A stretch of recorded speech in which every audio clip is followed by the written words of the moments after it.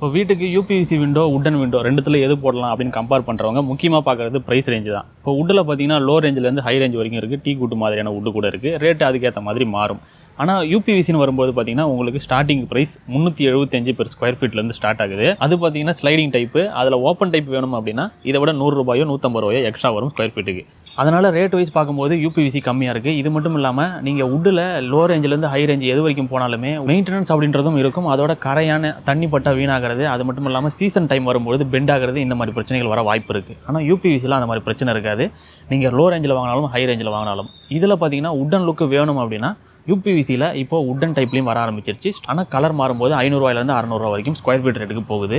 அதோட உட்டன் விண்டோவில் பார்த்தீங்கன்னா கிரில் அதுக்குள்ளேயே வந்துடும். ஆனால் யூபிவிசியில் தனியாக வைக்க வேண்டியதாக இருக்கும். அது கொஞ்சம் நல்லா இல்லையே அப்படின்னு யோசிக்கலாம். ஆனால் இப்போ பார்த்தீங்கன்னா அந்த யூபிவிசியோடைய ஃப்ரேமுக்குள்ளேயே கிரில் வைக்கிற மாதிரியான மாடலும் வந்திருக்கு. அதோட யூபிவிசியில் பார்த்தீங்கன்னா உங்களுக்கு 20 வருஷம் வரைக்கும் வாரண்டியும் கொடுக்குறாங்க.